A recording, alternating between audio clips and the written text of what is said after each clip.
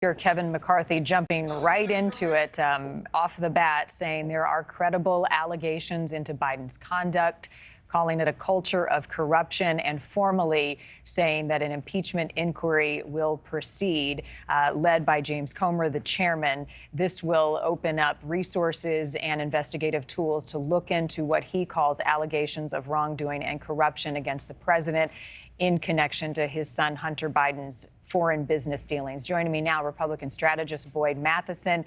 He did not mince words. He was very direct. He also did not take questions. So I guess next steps here at a very interesting time as we approach the end of the month, when another possible government shutdown is another priority for the Speaker and for Congress.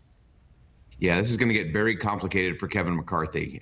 Doing this at this point, he may have been doing this to just send the signal to some of those within his party who have been very focused on these allegations against the president and the president's son, that he is taking that seriously.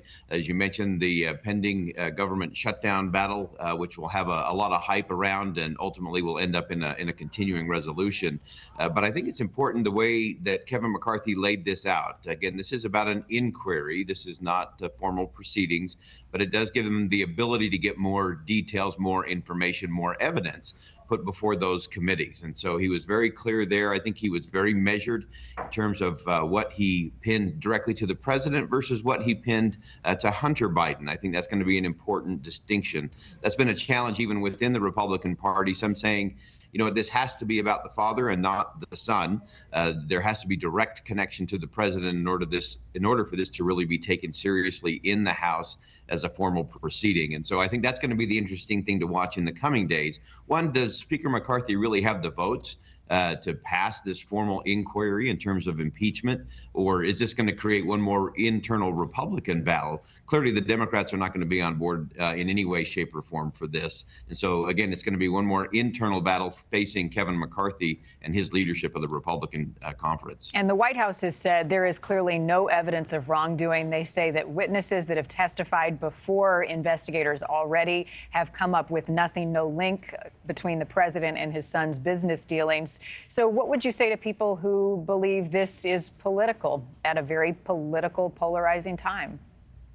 Yeah, that's one of my great worries in the nation right now, Marni, is that so much of what is happening, whether it's in agencies or whether it's in committees in Congress, that we seem to be in this targeting business, that we weaponize things, that we use it for political purposes, rather than for the process that it's supposed to be there. The thing that has always made this country strong is our trust in the institutions of government, that we may not always agree with them, but we can trust the process.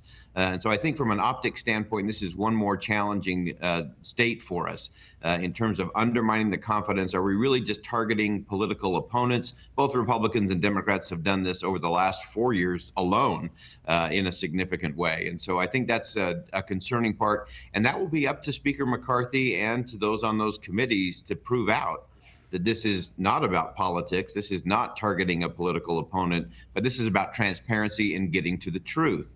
And so part of it is we do have to let the process play out just a little bit to see whether there's really some substance under there that can connect all of those dots, or whether this is going to be just more political theater for political purposes. Well, and there's a lot on Speaker McCarthy's plate right now. I mean, he still faces threats himself from within his own party for the deal he negotiated with President Biden over the debt ceiling. His leadership position is still on the line. It definitely is. And this is the next 20 days are going to be very important for his leadership and his role as Speaker of the House. He's going to have to navigate the spending battle that's surely coming, and he's going to have to convince those within his own conference to get on board in terms of whether they do another continuing resolution, which is, again, the most likely scenario. A lot of this is theater, Marni, and so I think Kevin McCarthy, he is shrewd in all of this. He understands the political games, the kabuki theater that we're going to continue to see. We're going to hear a lot of fake fights and false choices over the next 20 days as we march this thing forward. And Kevin McCarthy is going to have to be the voice of some of those fake fights and false choices. And he has to deal not only with his own members in the House, he has to deal with the United States Senate, has to get all the way through. And there's already a lot of tension there, both on the impeachment inquiry side and on the government funding side. So this is these are choppy waters for sure for Kevin McCarthy, but that's what the job's all about. Thank you for watching. Go to newsnationnow.com to find NewsNation on your television provider. And don't forget to click the red subscribe button below to get more of NewsNation's fact-driven, unbiased coverage.